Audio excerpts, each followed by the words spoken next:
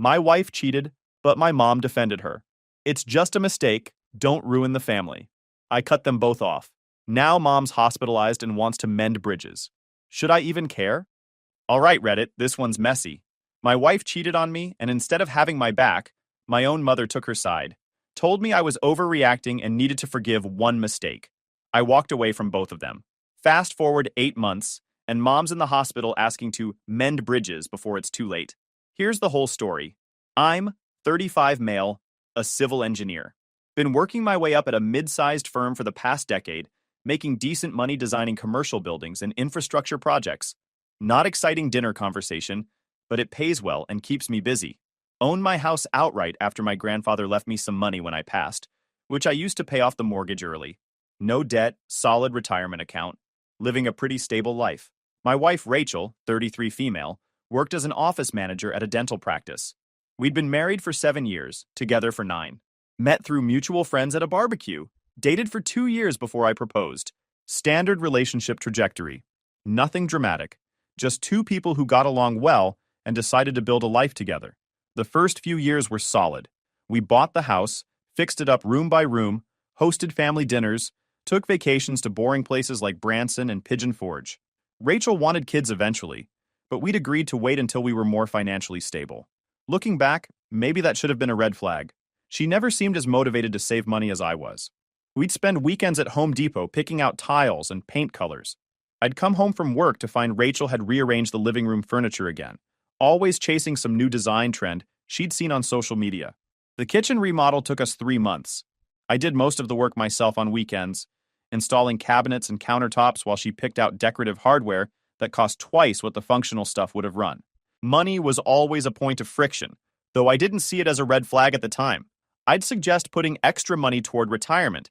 She'd want to upgrade the guest bathroom that nobody used. I'd propose a modest vacation. She'd find some resort that cost 3 times my budget. We'd compromise, which usually meant I'd agree to spend more than I was comfortable with to keep the peace. My mother, Linda, 64 female, absolutely adored Rachel from day one. Treated her like the daughter she never had, took her shopping, invited her to ladies' lunches, the whole 9 yards. They'd spend hours on the phone talking about recipes and home decor and whatever else. It was actually kind of nice at first. My mom had someone else to focus on besides micromanaging my life. Mom had always been the type to have opinions about everything I did. When I was in college, she'd call twice a week to make sure I was eating properly and going to class. When I bought my first car, she spent an hour lecturing me about the maintenance schedule. When I got my engineering degree, she suggested I should have gone into medicine instead. Having Rachel around seemed to redirect that energy, which I stupidly thought was a good thing. But there was always this weird dynamic where Mom would side with Rachel on everything. If we had a disagreement about finances, Mom would call and tell me I was being too controlling. If Rachel complained about me working late, Mom would lecture me about priorities. It created this 2-against-1 situation that I mostly ignored, because I figured that's just how family works sometimes. My younger brother Derek, 30 male, lived about 2 hours away with his wife and 2 kids. We weren't super close. He was always the golden child growing up. Could do no wrong in Mom's eyes. Still, we got along fine at family gatherings, kept things cordial. The whole situation exploded on a random Tuesday evening in March. I'd been working late finishing calculations for a project deadline.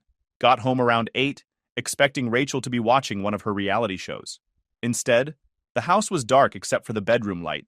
Figured she'd gone to bed early. Walked into the bedroom and there they were. Rachel and some guy I'd never seen before, both scrambling to cover themselves with sheets.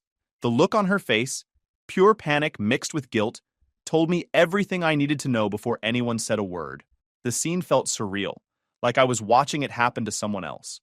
My brain was processing details in this weird, detached way. The guy's expensive watch on my nightstand, Rachel's clothes scattered across the floor I'd vacuumed that weekend, the smell of cologne I didn't recognize, the sheets we'd picked out together at Target 6 months ago, now wrapped around someone who wasn't me. The guy started stammering something, pulling the sheet up to his chest like modesty mattered now. Rachel was frozen, mouth open, no sound coming out. For about 5 seconds, nobody moved. It was like someone had hit pause on the worst movie ever made. Then Rachel found her voice. "This isn't what it looks like." I actually laughed. Couldn't help it. "It looks like my wife is in bed with another man. In my house. In my bed. What else could it possibly look like?" The guy turned out to be Kyle, a pharmaceutical sales rep who'd been calling on her dental office for the past 6 months. Started getting dressed with this panicked urgency. Real smooth talker type. Nice car in my driveway. Expensive watch on my nightstand. The kind of dude who probably had a memorized pickup routine that worked on bored office managers who were looking for something more exciting than their stable, boring husbands. Look, man, I'm sorry, Kyle started. Get out of my house. He didn't need to be told twice. Grabbed his shoes and practically ran out of the bedroom.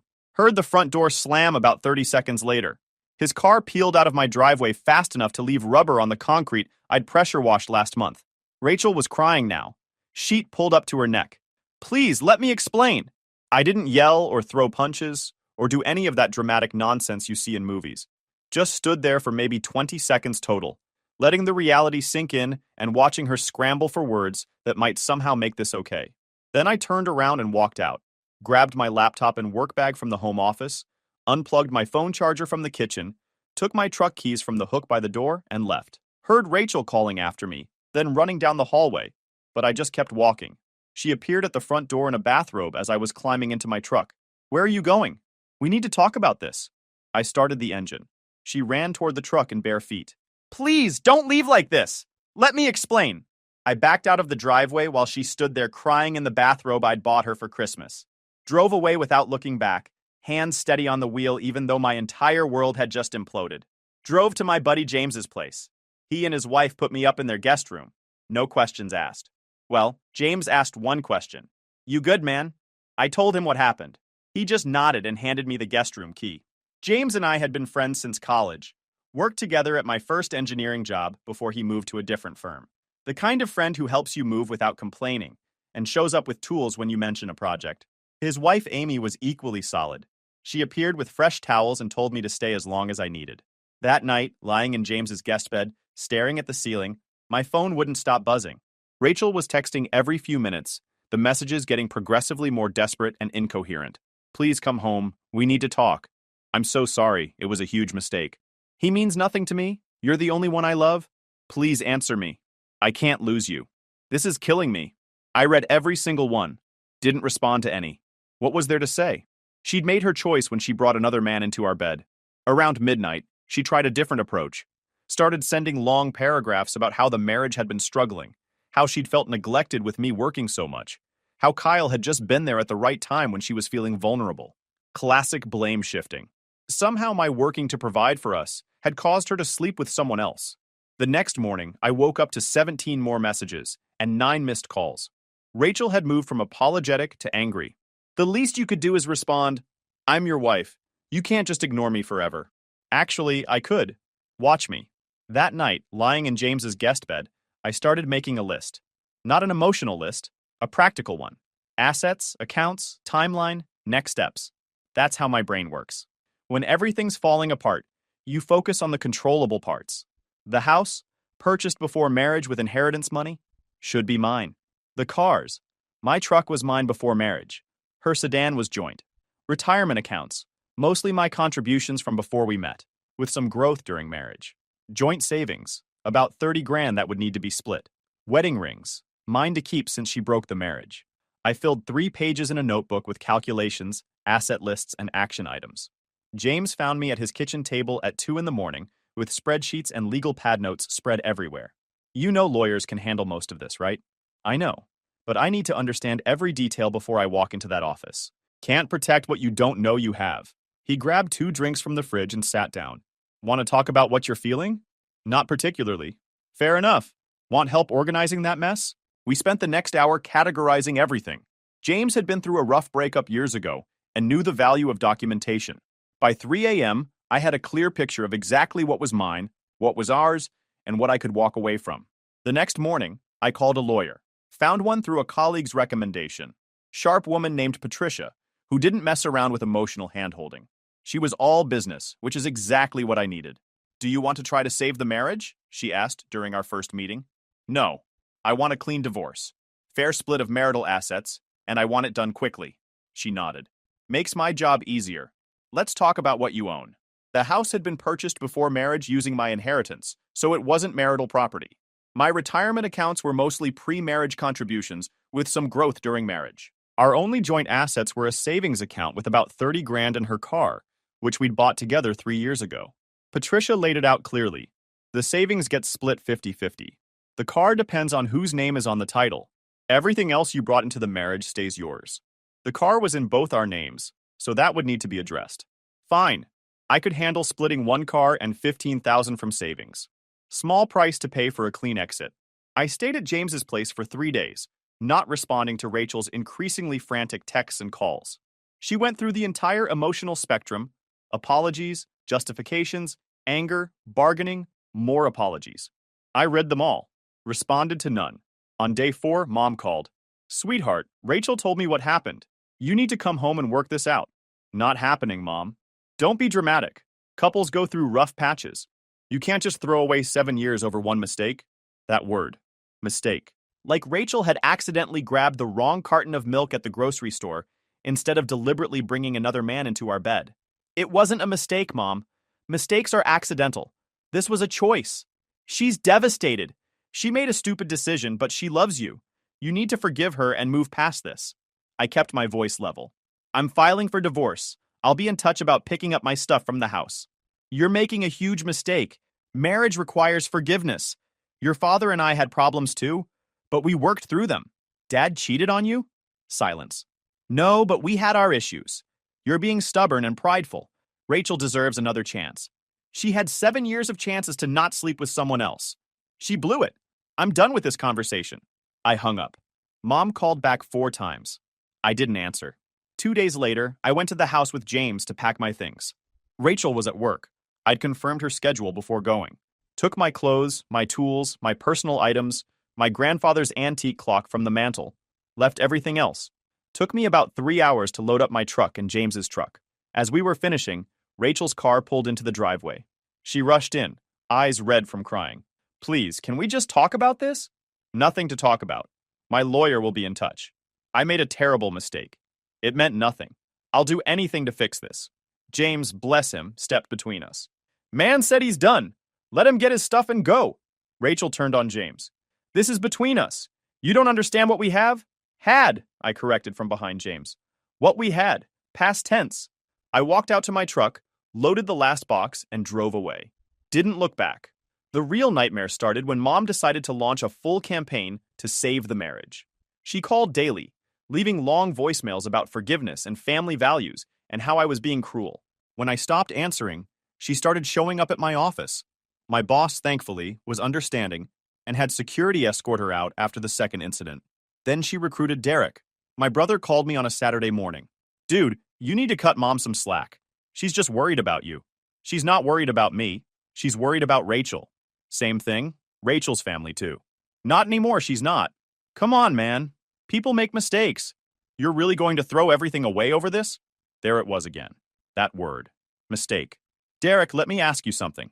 If Sarah cheated on you, would you take her back?" Long pause. "That's different." "How?" "Sarah wouldn't do that. Neither would Rachel, apparently, until she did." "I'm done with this conversation." He called back. I didn't answer. He texted, "You're being selfish. Think about how this affects the family." I blocked his number. The divorce proceedings moved forward. Patricia was efficient and ruthless in the best way. Rachel's lawyer tried to claim she deserved more because she'd contributed to the household, but Patricia shut that down with financial records showing I'd paid about 70% of all bills during the marriage. Rachel contested nothing except one thing. She wanted to keep living in the house. Said she couldn't afford to find another place right away and needed time.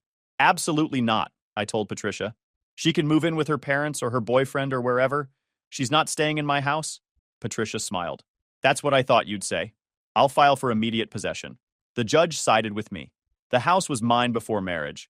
I'd paid the mortgage with my inheritance money, and Rachel had no legal claim to it. She had 30 days to vacate. During this time, Mom ramped up her efforts. She wrote me a 5-page letter about disappointment and family loyalty and how I was making the biggest mistake of my life. Showed up at church, a place I hadn't been to in years, but she knew I'd started attending with James's family.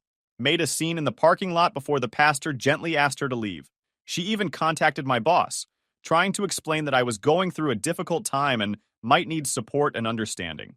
My boss called me into his office, looking uncomfortable. "Your mother reached out to me. I'm sorry. I'll make sure it doesn't happen again. She seems very concerned about your personal life." She's concerned about the wrong person's personal life. It won't affect my work. He nodded. I know it won't. You're one of my best engineers. Just wanted you to know she contacted me. I called Mom that night. The first time I'd actually spoken to her in weeks. You contacted my boss? Are you out of your mind? Someone needs to make you see reason. You're destroying your life. No, Mom.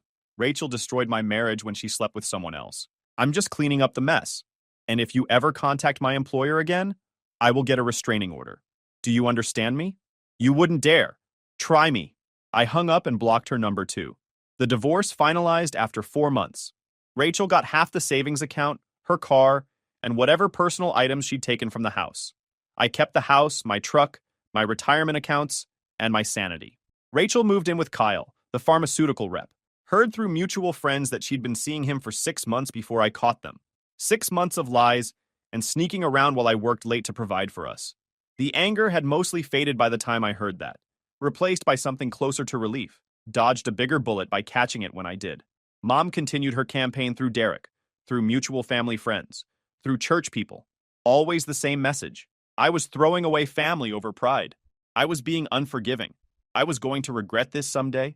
I changed my number, moved to a different church, made it clear to mutual friends that any attempt to relay messages from Mom or Rachel would end our friendship. Most people respected that. The ones who didn't got cut off too. James and his wife became my main support system. They never questioned my decisions, never tried to play mediator. Just let me exist without judgment. James helped me repaint the bedroom. Couldn't stand looking at those walls anymore. His wife helped me pick out new furniture to replace the stuff Rachel had taken. You're rebuilding, she told me while we assembled a new bed frame. That's healthy. I focused on work. Took on extra projects, stayed late, threw myself into calculations and designs. Got promoted to senior engineer after successfully completing a major commercial complex project. The raise was substantial, enough that I could max out my retirement contributions and still have plenty left over. Started going to the gym with James, lost 15 pounds, gained muscle, felt better physically than I had in years. Turns out when you're not spending every evening on the couch watching reality TV you don't care about, you have time for self-improvement. I joined a recreational softball league, made new friends who knew nothing about my divorce drama. Just showed up, played ball, grabbed food afterward. Simple, drama-free socializing. 6 months post-divorce, I went on my first date. Met Sarah through the softball league. She played on the women's team that practiced after ours. Engineer like me worked for a different firm. We grabbed coffee after practice one night. Talked about work and sports and nothing heavy. Full disclosure, I told her on date 3. I got divorced this year. Wife cheated. It's been finalized for a few months, but I wanted you to know. She nodded. Appreciate the honesty. I got divorced 2 years ago. Different reasons, but I get it. Are you over it? Getting there. Some days are better than others. That's fair. We took things slow. She had her own place, her own career, her own life. Didn't need me to fix anything or provide anything except decent company. It was refreshing. Mom, of course, heard about Sarah through the family grapevine. Derek's wife saw us at a restaurant and reported back. That's when Mom started trying to reach out again through Derek. The messages came through Derek's wife's Facebook.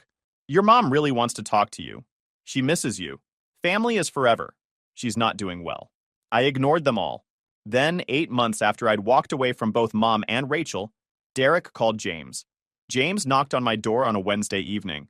Derek called me. Your mom's in the hospital. My stomach dropped. What happened? Heart attack. She's stable now, but it was serious. Derek thinks you should know. I sat down on my couch, processing. Part of me wanted to feel nothing. After everything she'd done, after choosing Rachel over her own son, why should I care? But she was still my mom. The woman who'd raised me, been there for every childhood injury and success, taught me to ride a bike and balance a checkbook. He say anything else?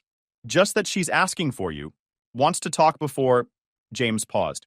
He didn't say it directly, but reading between the lines, she might not have much time. They're doing tests to see how much damage there was. I stared at my hands. She chose Rachel over me.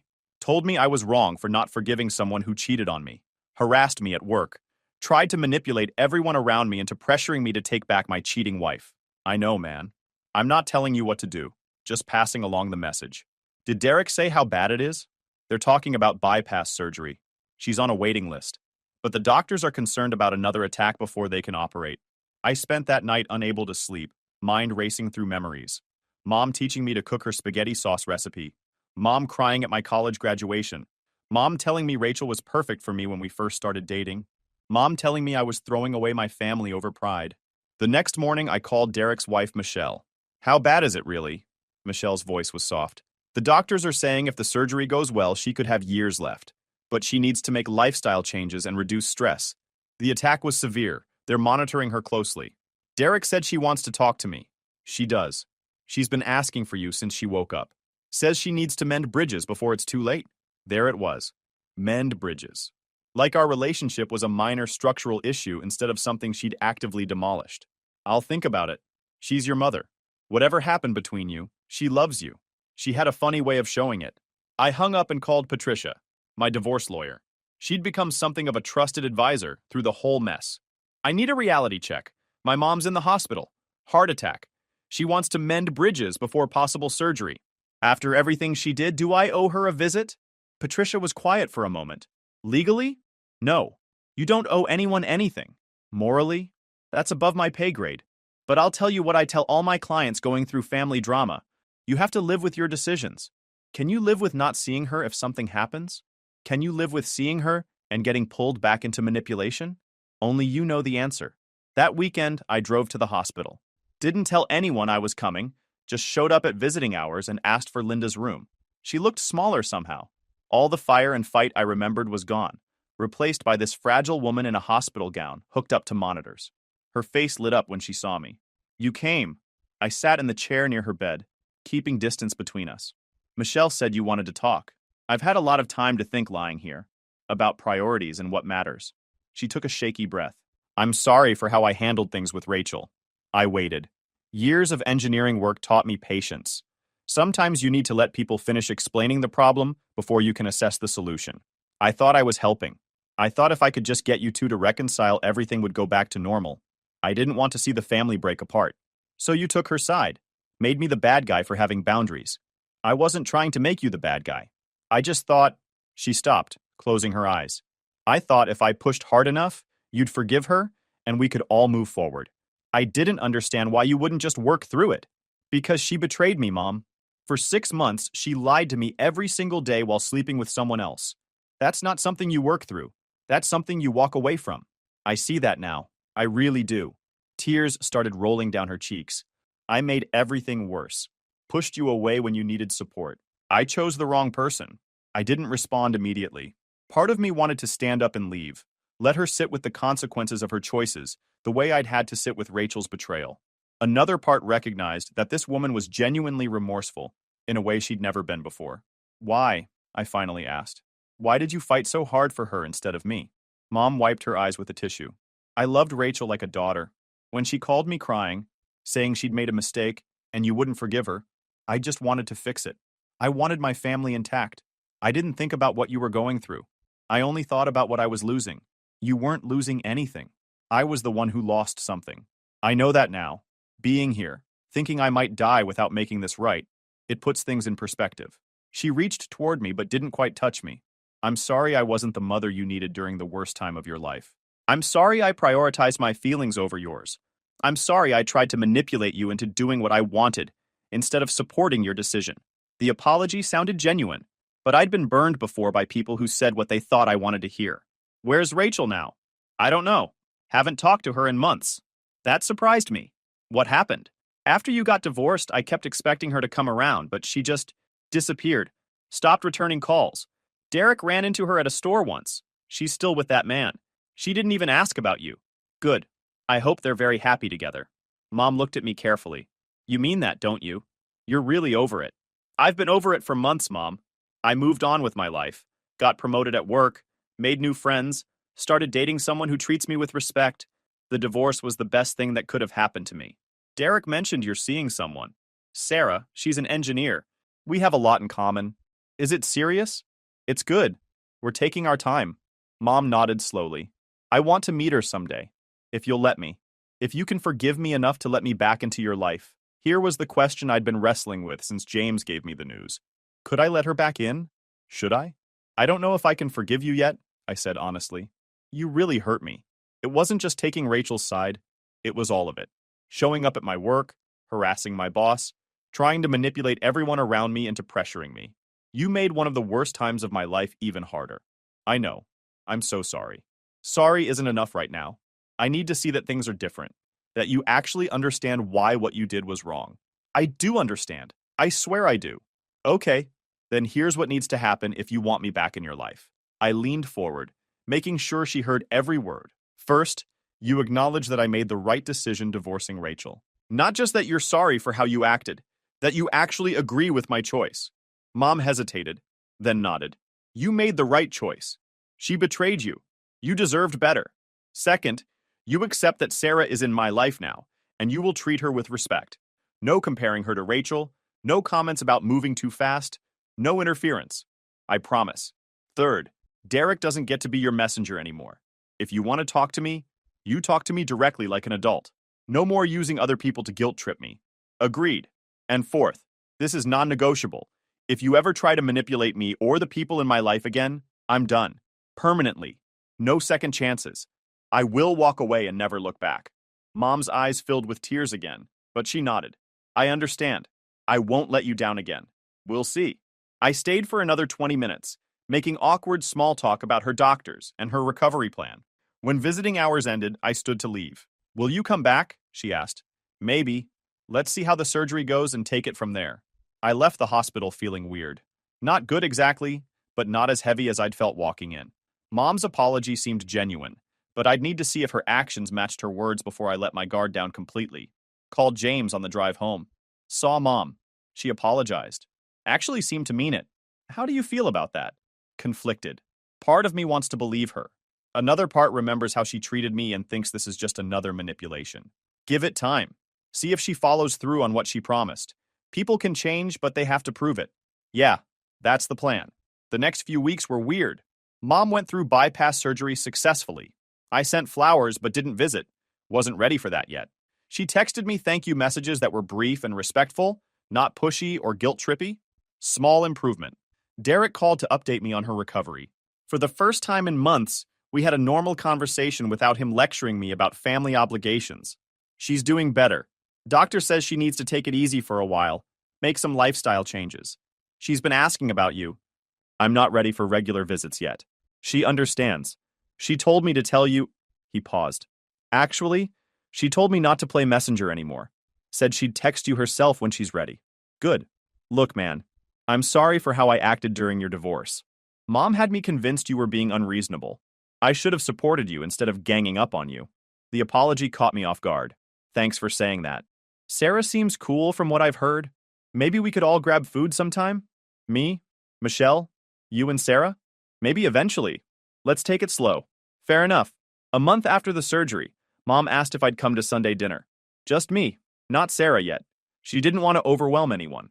I agreed, mostly to see if she'd actually changed or if this was temporary hospital-induced remorse. She'd lost weight, moved slower, looked tired. But she smiled when she saw me and hugged me carefully, mindful of her healing sternum. Thank you for coming. Dinner was awkward at first. We'd spent so many months not talking that conversation felt stilted. But gradually, we found our rhythm again. She asked about work, about my projects, about Sarah. Didn't pry, didn't judge, just listened. She sounds wonderful. I'd like to meet her when you're ready. I'll think about it. Toward the end of dinner, Mom set down her fork and looked at me seriously. I've been seeing a counselor, someone who specializes in family dynamics. She's helped me understand that I was wrong, not just about how I acted, but about the fundamental situation. You were the victim, and I made you feel like the villain. I didn't know what to say to that. I'm working on being better, not just for you, but for myself. I need to learn to respect boundaries and let people make their own choices without trying to control everything. That's good, Mom. I'm glad you're getting help. I know I can't undo what I did, but I'm hoping eventually you might let me be part of your life again. Not like before. I don't expect things to go back to how they were, but maybe we can build something new, something healthier. I thought about it. Maybe we can, but it's going to take time. I understand. I'll wait as long as it takes. 3 months post-surgery, Mom seemed genuinely different. She'd text occasionally, but never pushed for responses. Sent birthday cards without lengthy, guilt-inducing messages. Respected my boundaries when I said I wasn't ready for family gatherings yet. Sarah and I went to dinner at Mom's house for the first time 4 months after the surgery. I was nervous, ready to shut down any drama, but Mom was gracious and kind. Asked Sarah about her work, her family, her interests. No comparisons to Rachel, no inappropriate questions, just genuine interest in getting to know the woman I was dating. After dinner, while Sarah was using the restroom, Mom pulled me aside. She's lovely. I can see why you're happy. Thanks, Mom. I'm proud of you for knowing what you deserved and not settling for less. I should have told you that from the beginning. That actually meant something. The weight I'd been carrying since she chose Rachel over me lightened just a bit. 6 months after the hospital visit, Derek, Michelle, Mom, Sarah, and I all had dinner together. First time the family had been in the same room since before my divorce. It was surprisingly normal. No one mentioned Rachel.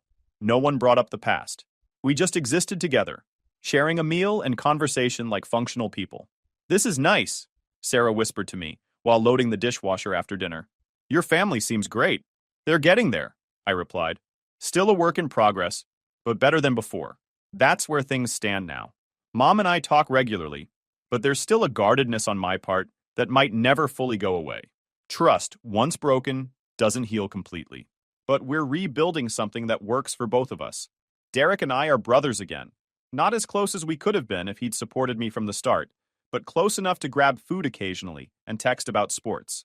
Sarah and I are talking about moving in together, taking our time, doing it right, making sure we're both ready. She's met my friends, I've met her family, and everything feels solid in a way my marriage to Rachel never did. I saw Rachel once, about 7 months post-divorce. She was at a restaurant with Kyle, looking miserable despite the fancy setting. She saw me with Sarah, and her face went through this journey of recognition, to regret to forced indifference. I nodded politely and kept walking. Whatever she was dealing with wasn't my problem anymore. Some guys on Reddit say I should have stayed no contact with Mom permanently, that her deathbed apology was just manipulation, and she'd revert to old patterns eventually. Maybe they're right. Maybe I'm setting myself up for disappointment. But here's what I know. Holding on to anger and cutting people off forever felt righteous in the moment, but it was exhausting long term. Not because I missed Mom's harassment or interference, but because I missed having a mother. The hospital scare made me realize that people are imperfect, and sometimes they need a serious wake-up call to recognize how badly they've messed up. Could she backslide? Absolutely. Do I have my guard up? Completely. But she's shown actual change over sustained time, respected my boundaries, and put in the work to understand where she went wrong. That's more than most people in her position would do. As for Rachel, I heard through mutual friends she and Kyle broke up after about 8 months. Apparently, the excitement of an affair doesn't translate well to actual relationship work. She tried to reach out to me once. Some rambling text about mistakes and regrets that I deleted without responding. That chapter is closed, sealed, buried. Guys, we are so close to hit 100,000 subscribers on this channel. If you are not subscribed to the channel, please consider subscribing. It really helps hit that 100,000 mark. Thanks for making this dream come true. My wife dragged me to the company party to impress her new boss. Stay in the back. Don't embarrass me, she hissed. When the guest of honor arrived, she ignored my wife completely, walked straight to me and said, I've been trying to find you for 28 years. Hey, Reddit. My wife told me to stay in the back and cover my hands at her company party because I'd embarrass her. What happened next? No one saw that coming. Name's Lucas, 45 male. I'd been married to Audrey for 18 years. That night, she had spent the entire drive from our house giving me a checklist of things I wasn't allowed to do. Don't mention welding. Don't talk about the shop. Don't shake hands too hard. Don't eat anything messy. Don't stand too close to the executives. The company was celebrating some big merger, and the woman who'd bankrolled the whole deal was supposed to show up. Audrey had been positioning herself for a VP promotion for 3 years, and apparently my existence was the only thing standing between her and corner office glory.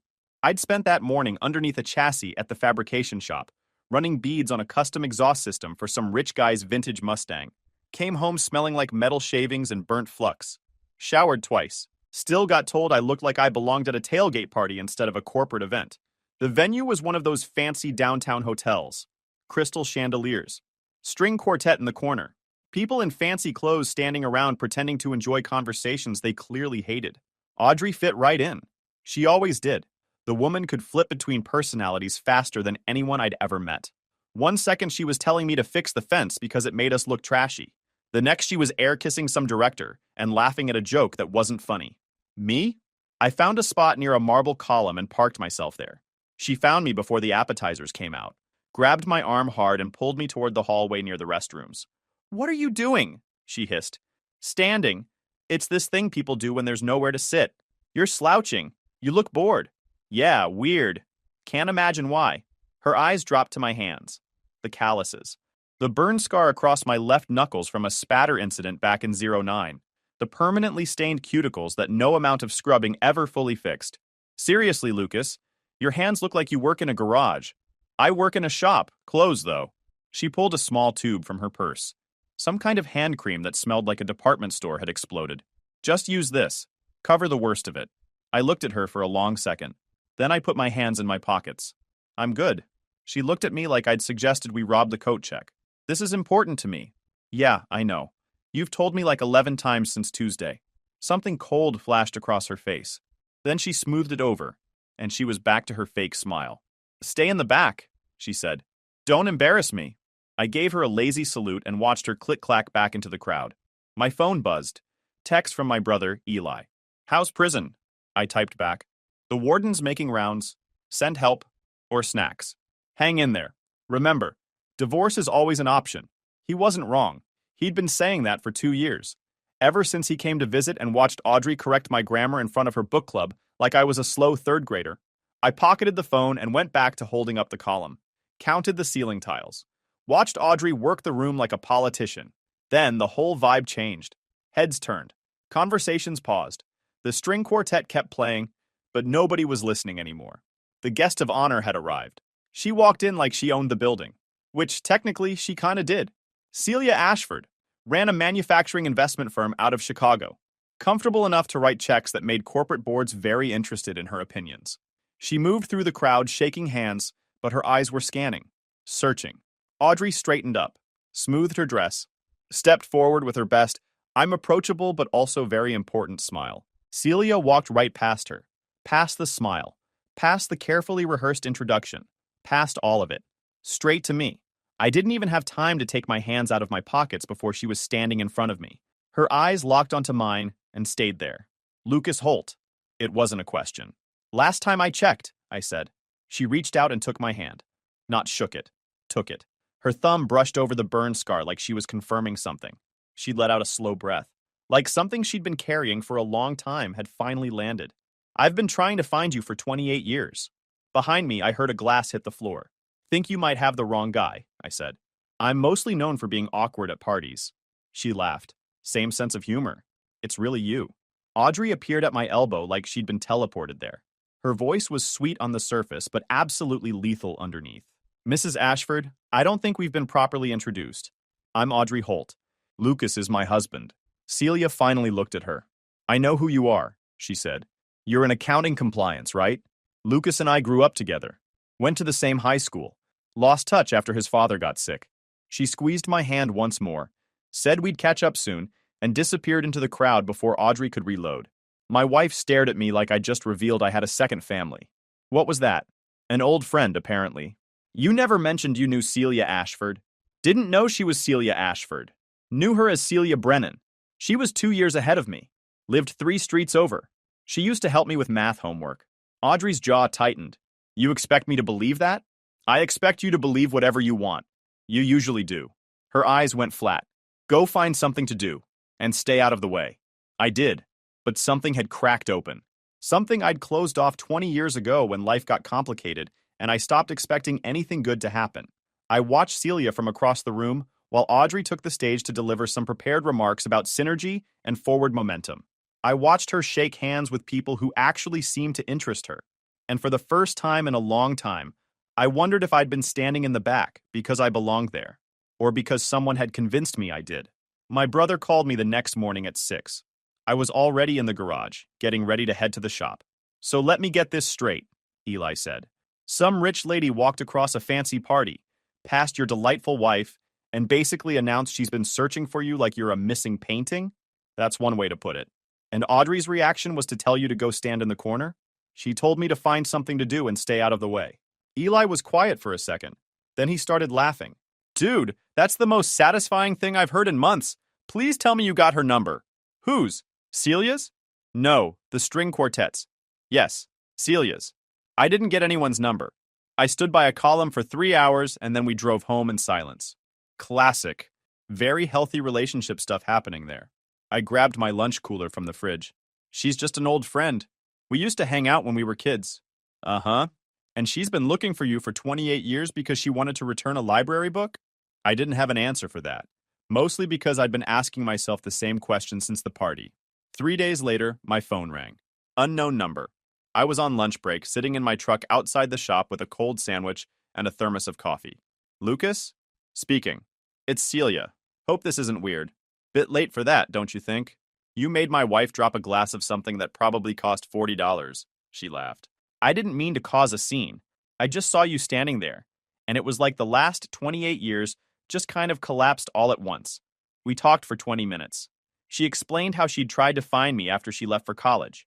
Letters, phone calls, even drove back to the old neighborhood once. Everything dead-ended.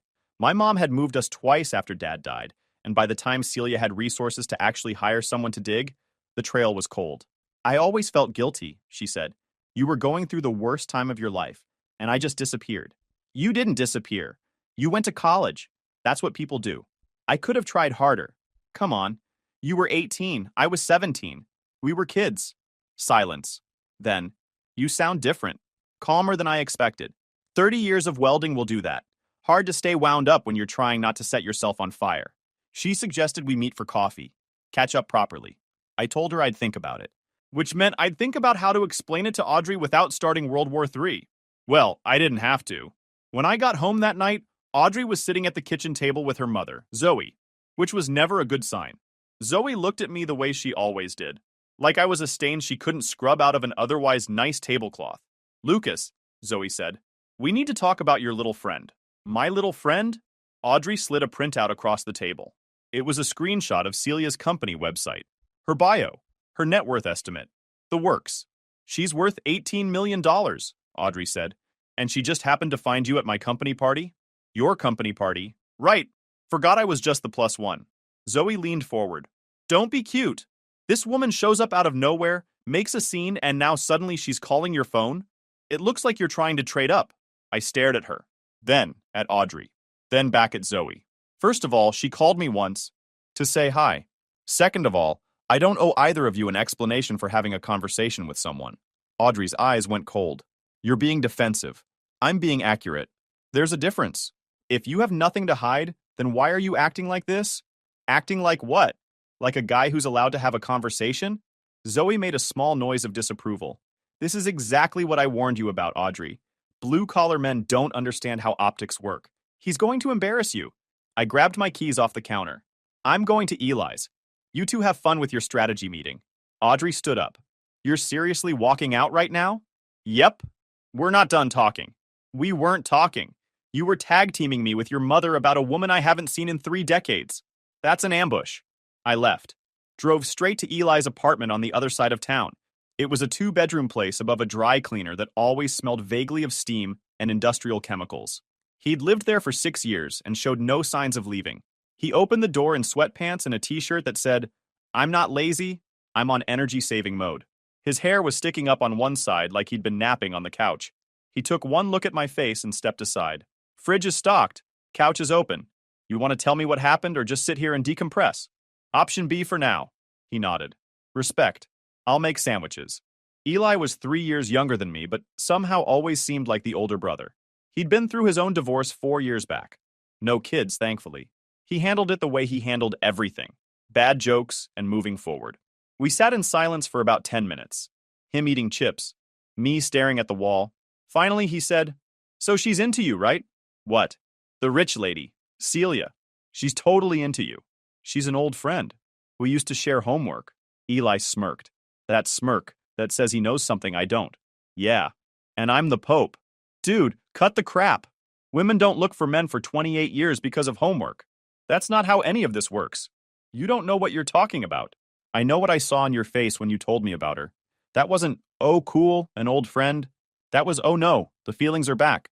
I didn't respond, but I thought about the way she'd held my hand at the party, the way her voice sounded on the phone, the way she'd laughed at my dumb joke about being bad at parties, the way she'd said, when you're ready to complicate things, let me know. Eli leaned back and crossed his arms. You know what your problem is? I'm sure you're about to tell me. You spent 18 years with a woman who made you feel small, and now someone's showing up who actually sees you. That's scary. I get it. But it's also a chance to change things. A chance for what? To stop settling. To stop standing in the back. To stop letting people like Audrey and her nightmare mother treat you like you're lucky to be in their presence. I looked at him. When did you get so wise? I'm not wise. I'm just divorced. It's like wisdom, but sadder. I almost laughed. He was right, though. About all of it. Then this happened. I didn't go looking for problems. Problems came looking for me in the form of a missing envelope. Every quarter, like clockwork, a thick statement used to show up in the mailbox. My 401k. The pension summary from when I worked at the plant before going independent. Boring paperwork that I never thought about much because it meant things were working the way they were supposed to. That envelope hadn't shown up in 8 months. At first, I told myself it was probably online now. Everything was online these days. My buddy at the shop, a guy named Russ who'd been welding since Carter was president, said his wife had switched all their stuff to digital delivery. Saves paper, he'd said. Also means I never know what's happening with my money. But hey, trees. Audrey always handled the finances. It made sense at first. She had the business degree. She understood spreadsheets and tax brackets and all that stuff that made my eyes glaze over. I understood steel and argon and the specific temperature at which things stop being metal and start being problems. Division of labor, right? Except now I was starting to notice things. The way she changed the subject when I asked about our savings. The way she'd taken over the mailbox key 3 years ago because she didn't want important documents getting lost. The way my login to our bank account suddenly stopped working last spring. Probably a security update, she'd said. I'll fix it. She never fixed it. I called the pension administrator from my truck during lunch. Sat in the parking lot of a sandwich shop with the engine off and the windows cracked. Nice lady on the phone. Asked a few questions, typed for a while, then went quiet for a minute. Mr. Holt, your mailing address was changed about 9 months ago. Changed to what? A P.O. box, here in town. I didn't authorize that. According to our records, your wife did. She has power of attorney on the account. I sat there with my sandwich going cold in my hand. Power of attorney. I remembered signing something last year. A stack of papers Audrey said were insurance updates. Routine stuff. I'd signed where she pointed because I trusted her. Because that's what you do when you've been married to someone for 18 years. Except apparently that's also how you get robbed without knowing it. That night I tried to bring it up casually.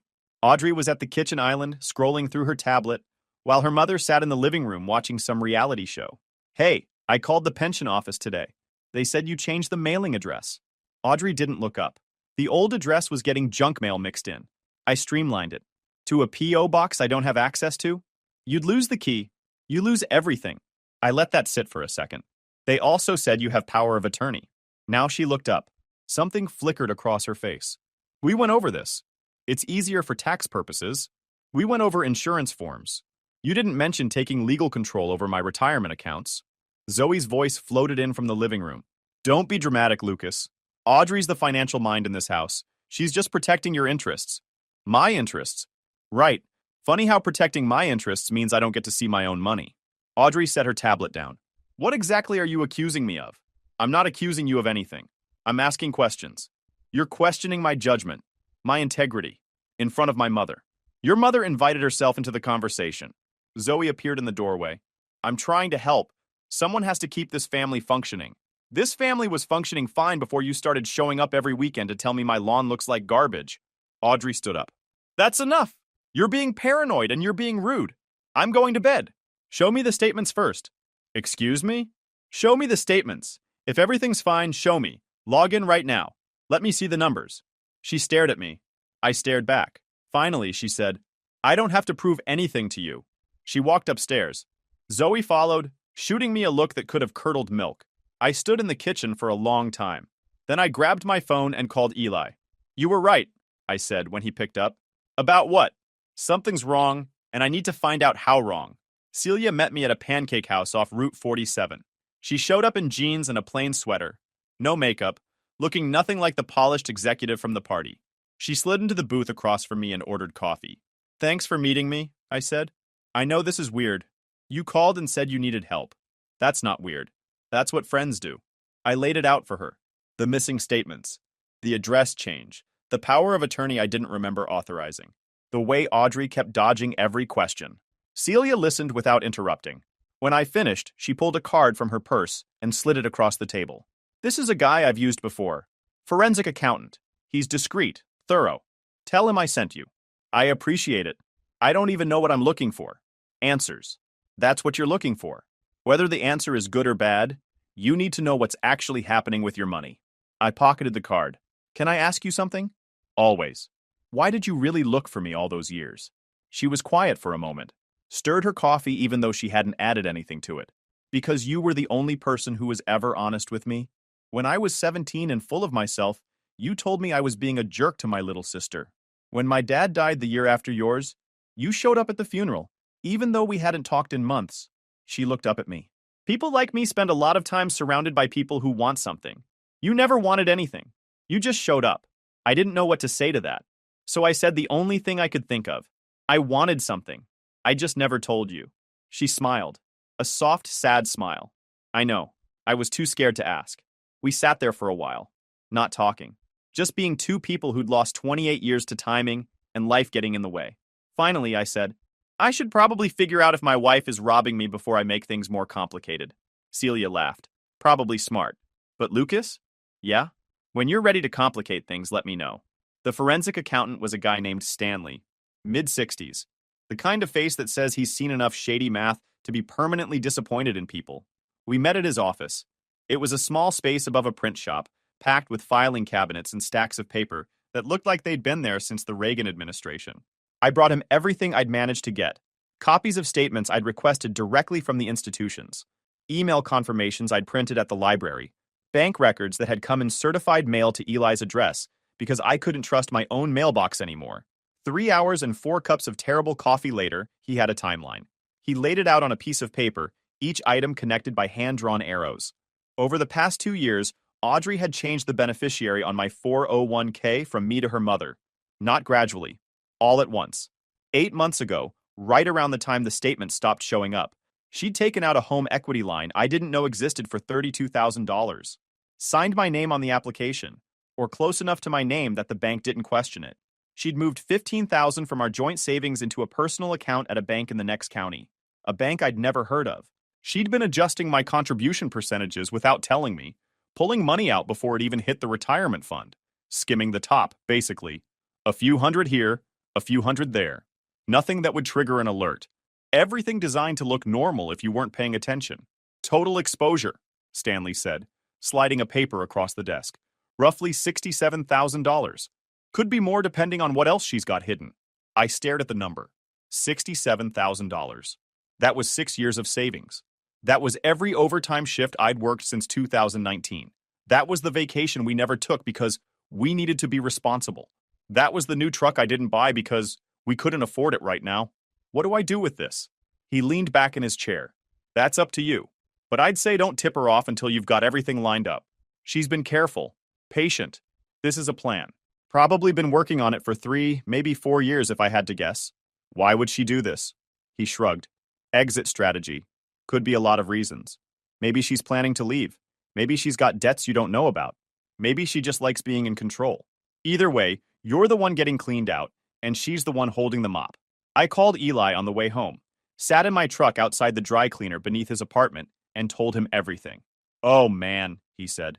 She's been planning this for years. Looks like it. What are you going to do? I'm going to wait. Gather more. And when the time is right, I'm going to make sure she can't spin this into something else. For the next 2 weeks, I became a ghost in my own house. I smiled at dinner, nodded at Audrey's stories about office drama, laughed at her jokes, let Zoe insult my job, my clothes, my truck, my lack of ambition. Every time she opened her mouth, I just nodded and said, "You're probably right." It drove them both crazy. They weren't used to me not fighting back. They kept poking, waiting for me to snap, and I just kept smiling. Meanwhile, I collected. Every day I gathered more documentation, more statements, more emails, a paper trail that got thicker by the hour. I started keeping a log, dates and times when Audrey said things that didn't add up, conversations where she contradicted herself, little lies that I would have ignored before, but now stood out clear as day. And every night I texted Celia, just updates, checking in, asking for advice. Two people who'd found each other again at the worst possible time, trying to figure out how to move forward. "You're being really patient," she wrote one night. "Welding taught me that." Heat things up too fast, the whole thing falls apart. You gotta let the metal reach the right temperature before you make your move. And when you're ready, then I turn up the heat. 3 days before the company dinner, Eli came over to help me put together the presentation. We sat at his kitchen table with my laptop and a stack of printed documents. You sure about this? He asked. This is going to blow up her whole life. She blew up mine first. He nodded slowly. Fair. You want me there? Yeah, I want a witness. And I want someone who can keep me from doing something stupid. He grinned. Can't promise that second part, but I'll definitely be there for the first one. The invitation arrived on a Monday. Annual leadership dinner. Audrey was getting some kind of recognition award for her work on the merger integration. Her name was printed in gold script next to words like integrity and corporate excellence. The irony was thick enough to choke on. She told me I didn't need to come. Said it was mostly a work thing. Spouses were optional. I told her I'd be there anyway. The argument lasted 15 minutes. She tried every angle. You'll be bored. You won't know anyone. You hate these things. Your hands look terrible right now. My mother thinks you should stay home. I just nodded at each one and said I'd be there anyway. Eventually, she stopped arguing and switched to damage control. If you're coming, at least wear something presentable. Not those boots. And don't make jokes that only you think are funny. Got it.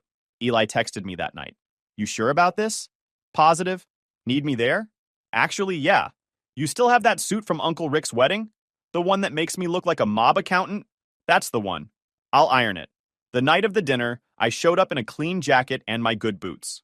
Eli was waiting for me in the lobby, looking exactly like a mob accountant. Navy suit, slicked back hair, a smile that said he knew where the bodies were buried. You ready for this? He asked. Been ready for 2 weeks. The ballroom was packed.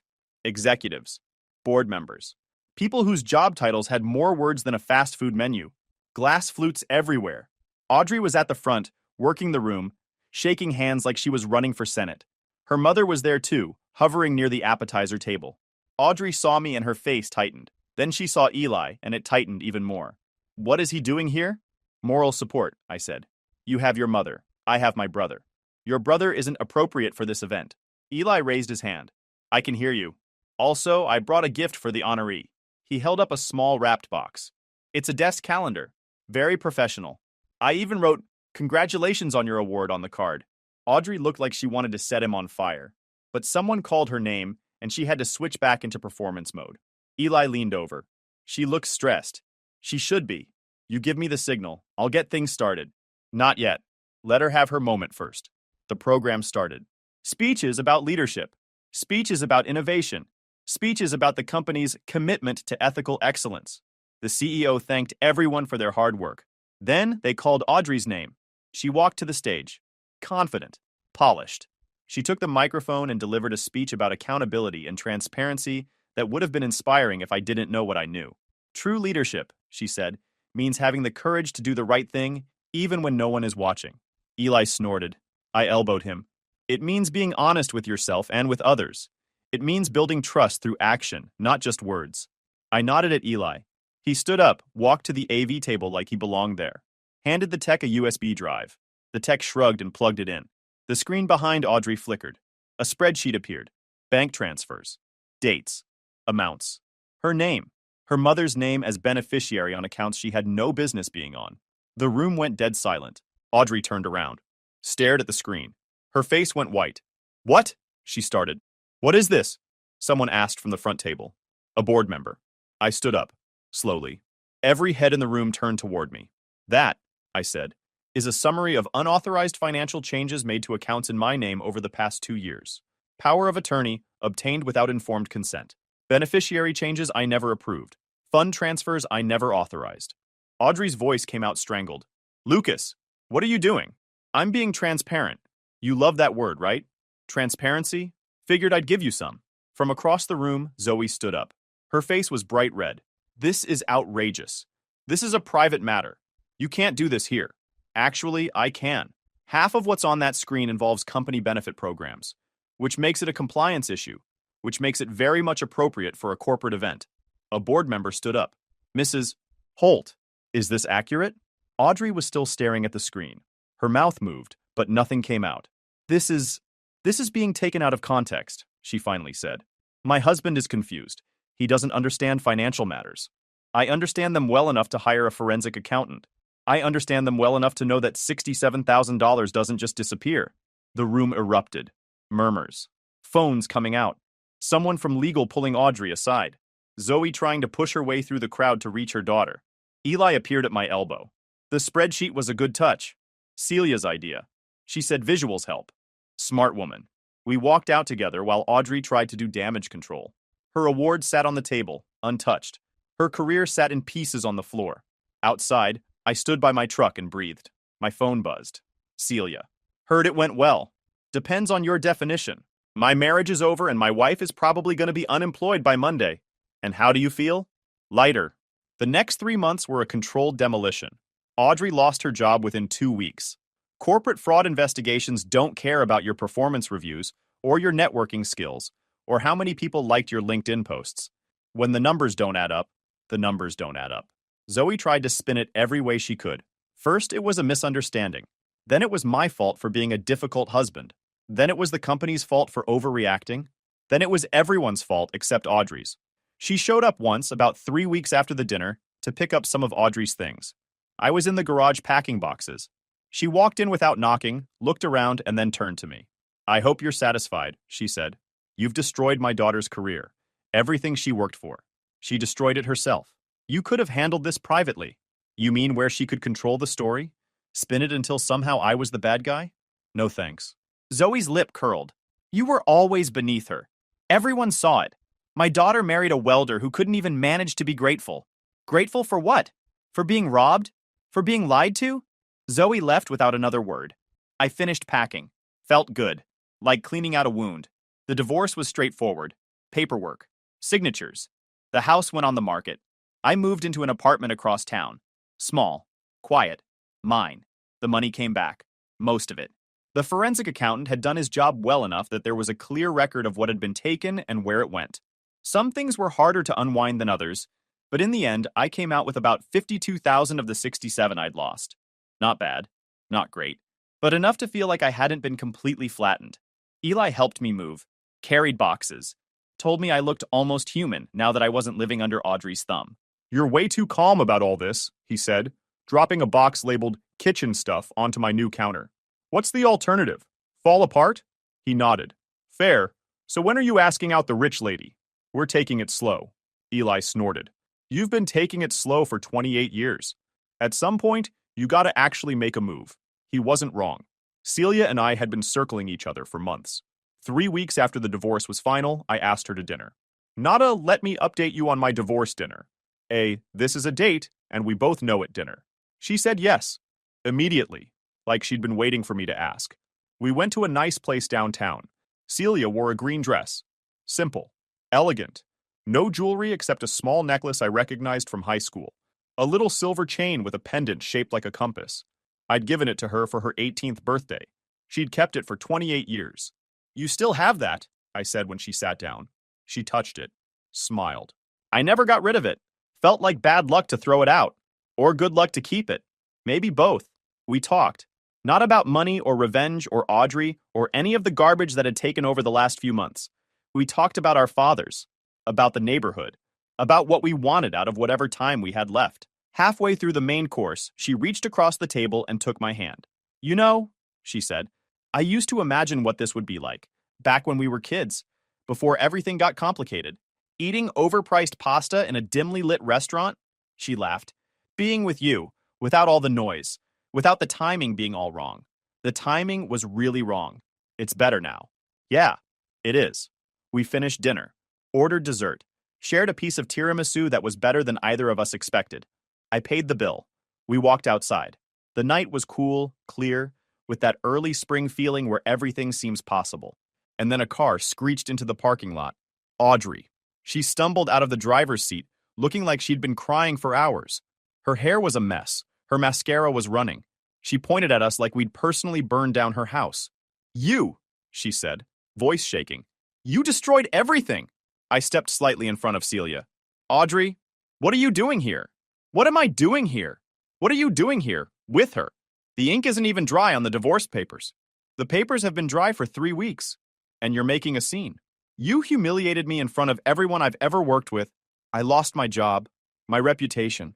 My mother won't even look at me because she's so ashamed. Celia stepped forward. You did that to yourself when you stole from him. Audrey's eyes went wide. Don't you talk to me. You think you can just swoop in and take what's mine? He was never yours. You just held the paperwork. For a second, I thought Audrey was going to swing. Her hands were shaking. Her whole body was vibrating with rage. This was the Audrey I'd always suspected existed underneath the corporate polish. You think this is over? She hissed. You think you can just walk away and start a new life with your little high school girlfriend? I'll make sure everyone knows what you did. Celia stepped back quietly. I saw her catch the eye of one of the waiters who'd come outside for a smoke break. She said something low, gestured toward Audrey. The waiter nodded and went back inside. 30 seconds later, the restaurant manager appeared with a guy in a black polo who looked like he bench-pressed cars for fun. Private security. Ma'am, the manager said, voice calm. I'm going to have to ask you to leave. You're disturbing our guests. Audrey whipped around. I'm not disturbing anyone. I'm having a conversation with my husband. Ex-husband, I said. And you're screaming in a parking lot. That's not a conversation. The security guy took a step forward. Not aggressive. Just there. Ma'am, this is private property. You need to leave, or we call the police. Her face went pale. She looked around like she was just now realizing where she was. This isn't over, she said, but her voice had lost its edge. It really is, I said. Go home, Audrey. Figure out your life, but do it away from me. She stood there for a second. Then she got back in her car, slammed the door, peeled out of the lot fast enough to leave tire marks on the asphalt. Celia turned to me. So, that was eventful. Welcome to my life, she smiled. I think I can handle it. Some people spend their whole lives trying to impress a room, standing in the back because someone told them to. I spent 30 years in the back. Never again. Guys, we are so close to hit 100,000 subscribers on this channel. If you are not subscribed to the channel, please consider subscribing. It really helps hit that 100,000 mark. Thanks for making this dream come true.